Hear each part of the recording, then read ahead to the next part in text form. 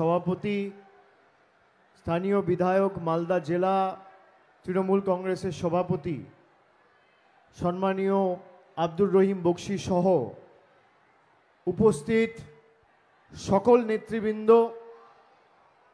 বিধায়কগণ থেকে শুরু করে পুরসভার চেয়ারম্যান যারা আছেন, জেলা পরিষদের সভাধিপতি সহ সহসভাধিপতি, পুরসভার চেয়ারম্যান, ভাইস চেয়ারম্যান, বিভিন্ন স্তরের নির্বাচিত জনপ্রতিনিধি, দলীয় পদাধিকারী, পঞ্চায়েত সমিতির সভাপতি, সদস্য, জেলা পরিষদ মেম্বার, গ্রাম পঞ্চায়েত সদস্য, প্রধান, উপপ্রধান সহ সর্বস্তরের সংগঠনের পদাধিকারী, ব্লক সভাপতি থেকে শুরু করে অঞ্চল সভাপতি, বুথের দায়িত্বে যারা রয়েছেন দলীয় পদাধিকারী, আমি সকলকে একযোগে প্রণাম, কৃতজ্ঞতা, অভিনন্দন এবং শুভেচ্ছা সালাম জানাচ্ছি। আমার পূর্ববর্তী বক্তা প্রসূন বন্দ্যোপাধ্যায়ের সমর্থনে আজকের এই নির্বাচনী জনসভা, এখন প্রায় বেলা 3:30 বাজে। আমি 1:30 থেকে ছবি পেয়েছি যে প্রায় 1টা থেকে সভাস্থলে মানুষ আসা শুরু করেছে।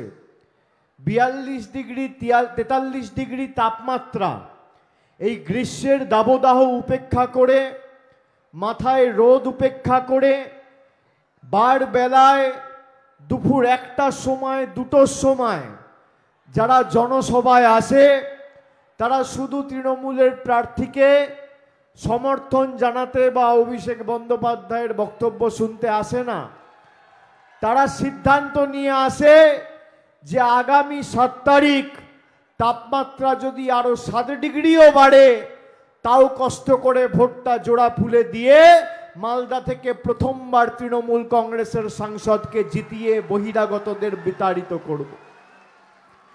আমি মালদাবাসী, মালতীপুরবাসী, যারা আজকে সভায় উপস্থিত হয়েছেন, যারা আমাদের কথা শুনছেন, গণমাধ্যমে দেখছেন, সোশ্যাল মিডিয়ায় শুনছেন, আমি সকলকে অনুরোধ করব, আপনাদের সকলকে, যারা আমাদের কথা শুনছেন, আপনাদের সকলকে বলবো, 1998 সালে তৃণমূল তৈরি হওয়ার পরে আমরা কখনো মালদায় কোনো আসনে লোকসভায় এখনো পর্যন্ত জয়লাভ করিনি।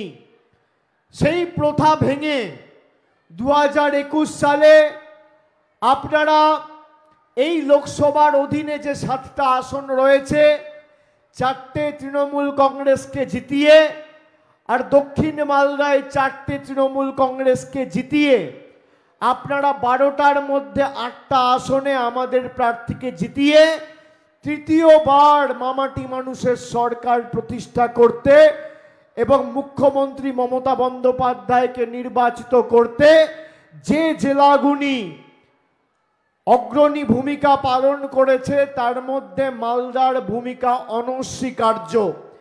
আমি আপনাদের নতমস্তকে কৃতজ্ঞতা প্রণাম জানাচ্ছি। 2021 সালে যে ফল হয়েছিল তার পুনরাবৃত্তি যাতে 2024-এ হয়, ব্যবধান যাতে আরো বাড়ে, সেটা আপনাদের সুনিশ্চিত করতে হবে। আর 2019-এ মানুষ কংগ্রেসের প্ররোচনায় পা দিয়ে ভোট কাটাকাটির খেলায় ভুল বুঝে বিজেপিকে এখান থেকে জিততে, কংগ্রেসের প্রার্থীর হাত শক্তিশালী করতে মানুষ ভুল করে সেই প্রতারণায় পা দিয়েছিল। আমাদের প্রার্থী 2019 সালে ছিল এই মালদা উত্তর থেকে মৌসাম নূর, 4,25,000 ভোট পেয়েছিল। আর একদিকে বিজেপির প্রার্থীকে জেতানোর সুযোগ করার জন্য 3.5 লাখ ভোট কংগ্রেসের প্রার্থী কেটে প্রায় 80,000 ভোটে বিজেপির প্রার্থীকে জিততে সাহায্য করেছিল।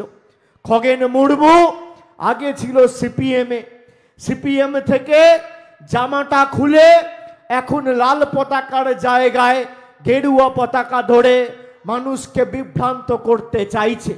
5 বছর এই খগেন মুর্মু আপনাদের সাংসদ, বলুন এই মালদার জন্য, মালদার উত্তরের জন্য, রতুয়ার জন্য, মালতীপুরের জন্য, বামনগোলা হবিবপুরের জন্য কি কাজ করেছে?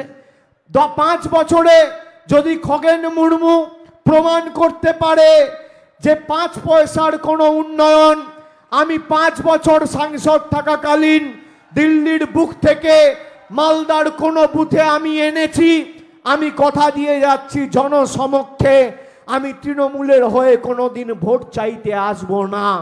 আমি আপনাদের বলবো, মায়েরা, দিদিরা, ভাইরা, সমবয়সী, সতীর্থ, সহযোদ্ধাদের সবাইকে আমাদের এক থাকতে হবে। আমাদের একতার মধ্যেই আমাদের শক্তি, আর আমরা যদি ঐক্যবদ্ধ থাকি তবেই বিজেপির পতন আমরা সুনিশ্চিত করতে পারবো। আপনারা 2021-এ তৃণমূলকে 8টা আসনে জিতিয়েছিলেন, 21 থেকে 24 নিজের চোখে দেখেছেন বিজেপির বিরুদ্ধে কে লড়াই করছে।